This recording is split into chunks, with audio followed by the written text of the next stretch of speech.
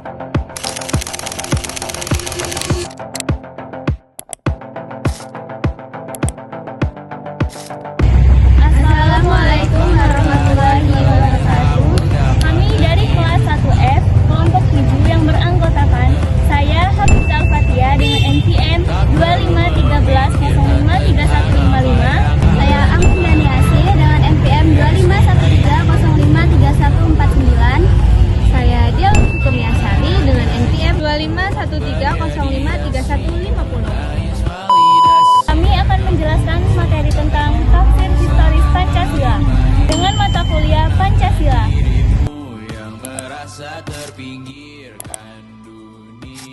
Tiga tokoh perumus Pancasila.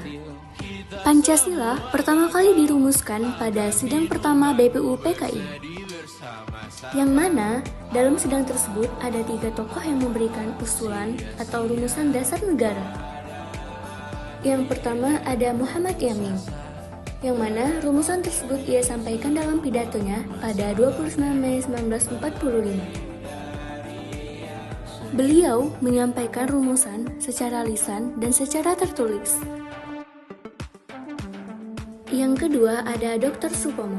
Ia juga menyampaikan rumusan pada pidatonya pada 31 Mei 1945. Berikut poin-poin rumusan yang diberikan oleh Dr. Supomo. Dan yang ketiga ada Insinyur Soekarno. Beliau menyampaikan gagasan dasar negara pada 1 Juni 1945. Insinyur Soekarno memberikan 3 usulan, yakni Pancasila, Trisila, dan Ekasila.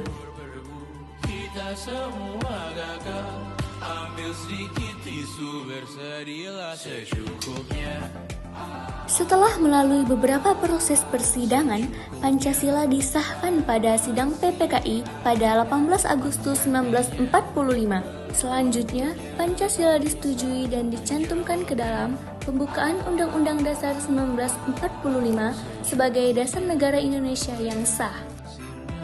Perkembangan Pancasila dari masa ke masa terbagi menjadi 4. Yang pertama, masa awal kemerdekaan. Pancasila sudah ada sejak Indonesia belum merdeka. Setelah melewati perjalanan panjang, akhirnya Pancasila resmi ditetapkan sebagai dasar negara Indonesia pada tanggal 18 Agustus 1945. Pada periode awal kemerdekaan, penerapan Pancasila sebagai dasar negara masih menghadapi berbagai masalah, seperti terjadinya pemberontakan PKI di Madiun dan pemberontakan Darul Islam atau Tentara Islam Indonesia. Selanjutnya, terjadinya pemberontakan Republik Maluku Selatan atau disebut dengan RMS. Kemudian ada juga PRRI, APRA, dan perubahan bentuk negara Republik Indonesia Serikat menjadi Negara Kesatuan Republik Indonesia. Masa Orde Lama. Periode ini dikenal sebagai periode demokrasi terpimpin.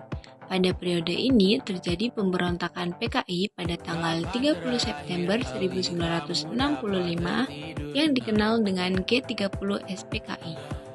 Yang kedua ada masa Orde Baru. Era baru pemerintah dimulai setelah melalui masa transisi yang singkat, itu 1966 sampai 1968. Dan yang terakhir, masa reformasi yang terjadi pada 1998 sampai sekarang. Pancasila itu bukan hanya lambang negara, tapi jadi pedoman hidup kita, arah langkah, dan jiwa bangsa Indonesia.